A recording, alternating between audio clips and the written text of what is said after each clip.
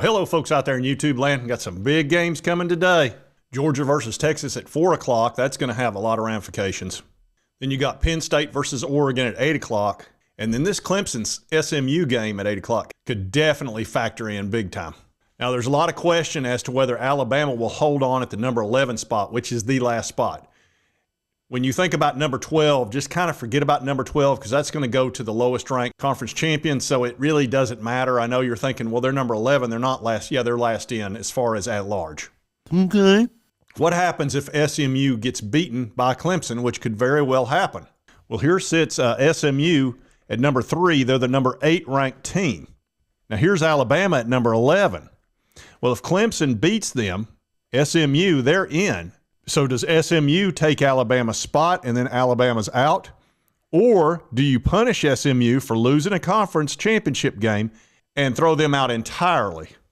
Now, we were told that if you play in a conference championship game, you're not going to be punished if you lose. Well, being thrown out of the playoff would definitely be punishment. Now, clearly there's going to be movement as far as rankings if you lose. But to be thrown out of the championship, that's the big deal. Well, it is possible.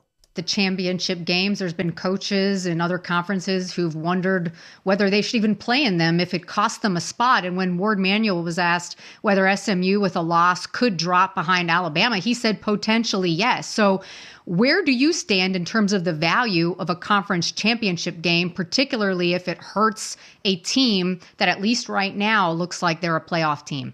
Listen to me. Unequivocally, SMU should be in the field. Period. They're 11-1. They're 8-0 in the league. The only Power 4 teams that went unblemished in conference play was Oregon and SMU. They played 2 Power 4 teams in the non-conference.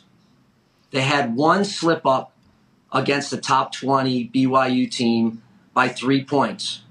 They made a change in quarterback. And since that time, they've been undefeated. And so we lived through last year where the committee indicated that Florida State was a different team without Jordan Travis.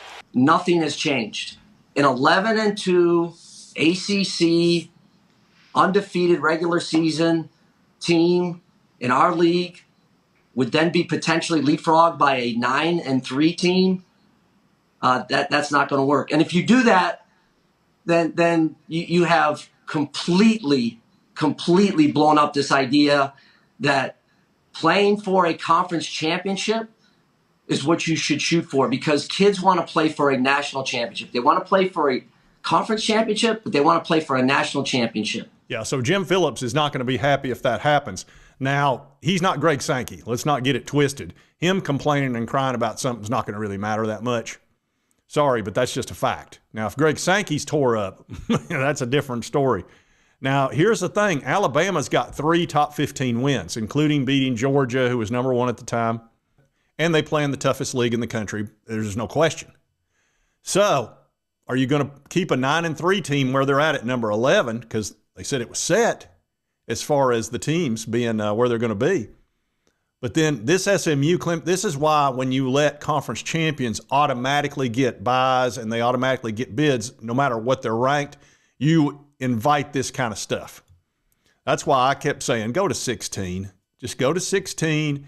Let the top 8 play at home, the bottom 8 play on the road, and you wouldn't have near as much trouble.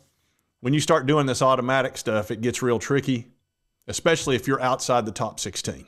Socialism, communism, whatever you want to call it. And the SEC teams are going to, they've got a right to be ticked because they're playing much tougher games. It's really not even close. If you at SMU's schedule compared to Alabama's, it's not even close. And the SEC's got all the tough schedules. There's one team in that playoff that has a tougher schedule than any SEC club. So it's not even an argument. And at the ACC, by the way, I think they went 3-8 against the SEC this year. They played a bunch of SEC teams. We played a top 25 team in NC State this year on a neutral setting in their state and won 51-10, I think it was. I mean, it's not really a good comparison. So it's 50. If SMU gets beat, it's 50-50 whether Alabama's still in or SMU stays in. That's Pretty obvious. So all this crap talk about, you're not going to get punished if you lose at a conference game, a conference championship game, that'll be completely worthless if they push SMU out. But I don't see Alabama getting pushed out. They're just too big a name. So this is going to get, honestly, if you're Alabama, you're just really hoping SMU beats Clemson. And I think they probably will. But, man, you never know. Clemson's got a lot of good players, and anything can happen in one game. Now let's talk about these other games. Can Tennessee get a home game? It's still possible, in my opinion. The reason I say that, Penn State's already got one loss, and if they get boat raced by Oregon, they're going to drop. Now, whether or not they would drop below Tennessee, I don't know. They are definitely going to drop some. I'm almost wondering if they drop right here to number 6, the Ohio State position, move Ohio State up, and we wind up playing Penn State on the road. I could definitely see that happening. It just feels like they'll probably put Ohio State above Penn State if they lose. Now, the other question is the Georgia game. Georgia's playing Texas. They're at number 5. If they get beat handily by Texas, which, you just don't know. They already beat Texas once. Would they move Georgia to number 8, for example, which would be 3 spots? It's hard to say. I highly doubt. I don't know what they're going to do with them, because if they move them right here, we're playing Georgia at Athens. I don't think they want that matchup. So it is possible they might get moved. No, they couldn't. They're not going to move us down. It is possible they got moved to number 8, and then they would play on the road. Then they would play, I guess, Tennessee on the road, or they might drop them even further. Might drop them to number 9. That way they don't have the matchup of the SEC teams. It's going to be very eventful the next 24, 48 hours. And tomorrow we'll know for sure when the committee comes out with their final rankings and the whole bracket. But we've never done this. Remember, we've never done this. This is the first time we've had a 12-team playoff. So all this is brand new. None of us know what's going to happen. I don't even know the committee members know. I doubt they do. I'm sure they're sitting there going, man, I hope Clemson doesn't win. Because if they do, either SMU and the ACC is going to be furious. Remain calm. All is well. All is well. Or Alabama's going to be furious. And Greg Sankey's going to be furious. So, and Nick Saban. Nick holds a lot of cards too. He's a big dog. So it's going to be very interesting to see what happens. I did want to do a video on this because there's so many moving parts. We don't know how it's going to play out, but these games tonight matter a lot.